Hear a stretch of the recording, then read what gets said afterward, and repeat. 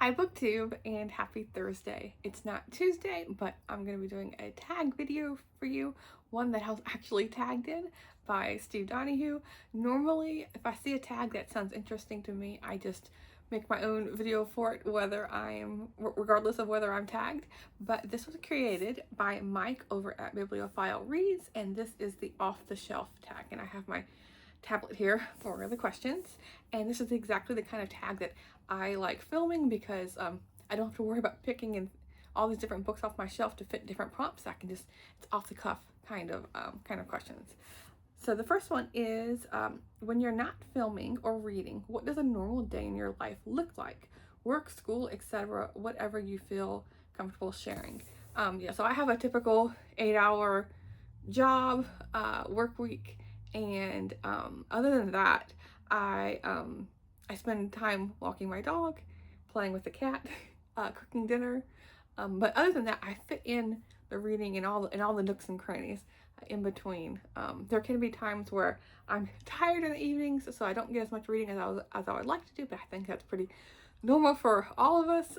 But yes, on a good day, now I kind of forgot where this is going. But yeah, on a good day with reading, I might get an hour in the middle of work somewhere, or if I'm like doing some kind of mindless like data entry things where I can listen to audiobooks. But other than that, my reading is done after I get off work and after I've done my walk with Fable. So typically between like 3 and 4 I'll read, and then I have to go make dinner, and then while dinner's cooking I can read some, and then sometime in the evening after dinner I can read some as well. But mostly my schedule is controlled or dominated by my work schedule and then Fable's schedule, because she is very specific on the times of when she wants to walk. So she knows as soon as I get off work, even a little bit before that, she's hankering to go out. And so yeah, I as soon as possible I take her out a really long walk, like the 2 o'clock walk, which is because I get off work at 2 o'clock. That's like the longest walk we do, and it's especially when it's cooler and not the heat of the summer. That's like the hour and a half walk, and then around 8 o'clock at night we do another hour as well. So that's like my evening is controlled by her. Okay, so let's see. Question number 2: what kind of work do you do, and does it change how you read or what you notice in stories? I work a very typical office job. I don't want to get into too many details, but yeah, typical office job. But it just has no effect whatsoever on the type of books I read or my interpretation of books. The only way it affects, like I mentioned about the previous question, the only way it affects my reading is my ability to read. Like if I have like a headache, or if I'm really tired from the dealings of work, then that can affect how I read, but it doesn't control what I read. I don't have that kind of job where, or you know, because it's kind of like I'm not in the literature field at all with work. Let's see. Question 3: are you a morning person or a night owl? I've shifted here and there, but like through my life, but overall I feel like I'm neither. I don't wake up ready to go at like 5 in the morning, but I'm also not one to have this like boost of energy at night. I feel like my natural schedule would be something like 7 a.m. waking up and going to bed at like 11 p.m., 11:30. Something like that is my natural rhythm. With work, I can't do that. I work a little bit earlier than that, and I have to go to bed earlier. But I feel like that's my natural rhythm. If I'm on vacation or on the weekends, that's what I tend to stick with. So yeah, neither one of these. So question 4: do you recharge by being alone or talking to people? I am for sure one of the BookTube introverts. I like people, and I do like hanging out and seeing people and all of that. But as regards to what gives me energy, I can be excited in the moment of meeting people, but it does leave me feeling drained. So yeah, I recharge my batteries alone with my pets and the books. Okay, so okay, so the next one is kind of the same kind of thing. What drains you more? Too much socializing or too much isolation? Yeah, too much socializing, for sure. Sometimes even just the thought of it.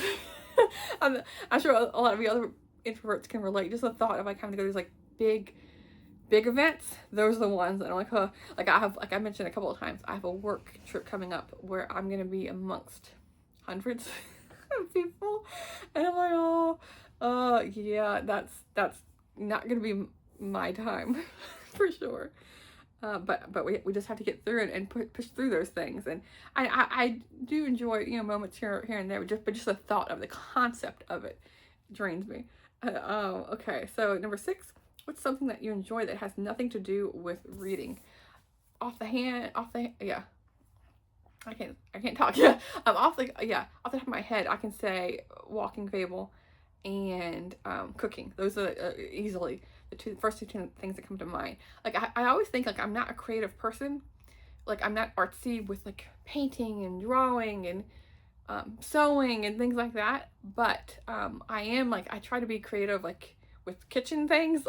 So I like dabbling it and exploring like different kinds of cuisines. Like just diving full steam ahead with like one kind of cuisine and like sticking with it for like a month and like just figuring out different things like that. So I like being creative with that, or like taking like one ingredient and like what are the possibilities that I can do with that one ingredient. So I find that kind of stuff fun and interesting, because otherwise I feel like just cooking dinner day in and day out would just be a complete drag. So I want to have some interest in it. But yeah, so those are the two things that come to mind. And yeah, with walking Fable, I try and like mix up her walks every single day. We never repeat the same walk back to back. Each day she has a whole variety of places we go to. Let's see. Number 7, do you like planning things ahead of time or figuring things out as you go? It depends on my mood. Most of the time I like planning things out, like not 100% planning things, but to have some structure or a framework for it. But I can on the spur of the moment do things and be happy with that. It just depends on what it is. Number 8, do you like working alone or alongside others? Oh my goodness. Even in school, I hated the whole team. Like when you have to team up to do a science project or something like that. It was awful. I've never enjoyed it since my very first introduction to it all the way through school and anything like that, because yeah, I would much rather work alone and use my own skills. I don't have to rely on someone to do, like if I'm doing problem A and they're doing problem B, there's no like, oh, I gotta wait for you to do your part before I can do this, anything like that. So there's nothing like hinging on others. I like how it's not a control thing. It's just more well, I guess it kind of is. I would just want things done like my way, basically. Yeah, so for sure working alone. Number 9, are you more sentimental or practical? Practical. I always think about like when people talk about decluttering and getting rid of things, and I know there's like nothing wrong with it, but it's just not my way. Like some people are very sentimental about different items or different little mementos, but no, for me it's just, if it's not something like I really want to hold on to for, if I'm gonna use it or something like that, then yeah, that's the only way I would keep it, or something. Or if it's like not even just use it, if it's some kind of a display item that I like, then yes, I will keep it. But yeah, if I like it at first and then like a year or 2 years later I don't like it, then it's going out the door. Like I don't have, if it's a gift or something from my childhood and I don't like it now, then yeah, it's gone, and I don't have any regrets or anything like that. It served its purpose and its use for me at that time. Okay. Number 10, what kind of pace do you prefer in life? Busy, steady, or slow? I would say steady. There's been like right now, like I mentioned, I've alluded to, like work is very, very busy. So if it could be slow, that would be great. But then if it was slow, I could be out of a job. So I'm gonna go with steady. But outside of work, just my day-to-day life, like I would say steady for sure. Is my preference. Number 11, what's a simple task you strangely enjoy doing? Cooking, I guess, like, because I know a lot, I can't say a lot, but I know there's some people that do not like it at all, and like, but just for me, like I can't survive on like TV dinners or something day in and day out, or boxed dinners or anything like that, or muffins or whatever. Yeah, I like having a bit more of like a wholesome ingredients, and like lower salt and lower sugar. Like I'm not like a dictator with things like that, but I like, again, having more of it under my control. Like I know exactly what's in what's in the dinner, what's in the breakfast, things like that. Where am I at? Lost track for it. Okay, number 12. Are you naturally early, on time, or late? I'm typically early to on time. I'm very rarely late, and if I am, it's like, again, if I'm in a group and like, you know, with the whole group we're like dragging to get some place, or something, you know, happens with traffic or what have you. But yeah, typically I would say on time. Like I'll get there 5-10 minutes early and like sit around somewhere before I actually go. Like when I like, or like if I have like a work meeting, I don't show up until like the time of the event. Okay. 13, what motivates you more, curiosity or responsibility? I would say that's interesting to think about. I would say curiosity. Like same with like the cooking. I'm very curious about how to like different vegetables or seasonings or cuisines. And the same thing with books. Like I like learning about things. That's not the sole reason of why I read, but it is part of it. Like I'm like a lot of the nonfiction books I have, like I'm curious about a different time period or a different location that I've never gone to, or even if it's a location I've been to before, just seeing someone else's interpretation of it, or a different time period. Like yeah, for sure curiosity. 14, what do you tend to overthink? What helps you feel grounded? I can overthink like stressful situations or like stressful conversations. I will then easily like rehash it in my brain many times to figure out what I could have said or did differently, but that's all pointless. I'm trying to get better at that. It's just a waste of time. And then what helps you feel grounded? Reading, walking the dog, things like that, where I can just be more at peace in my head. Not that I'm a huge warrior. Like I feel like I tend to be more of a warrior, but again, trying to get better at that. Number 15, what's something you always notice when entering a room? I don't know. Like I'm for sure not an interior decorator, but by no means. What do I notice? Like maybe like I don't know, something boring like the furniture. I don't know. Like paintings on the wall. Like I don't, or books. If I'm going to someone's house and they have books, like I will immediately want to gravitate and look at those. Let's see. Number 16. What kind of humor do you naturally use? I feel like I typically am like more like the witty kind of humor. I love that kind of banter. That's my favorite kind. 17. Do you usually multitask or single task? I feel like I focus more on each task individually. The only thing I think of like when I multitask is if I'm listening to an audiobook and doing like the whole like data entry thing at work, or listening to an audiobook and doing something in the kitchen or cleaning. That's the only time I'm doing two things at once. All the rest of the time, it's like single task. 18, what's your default reaction to free time? Plan or relax? Again, it depends on my mood.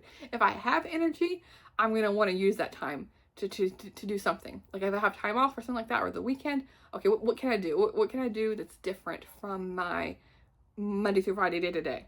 But if I'm tired or something like that, then I just want to relax. Like leave me alone and let me be.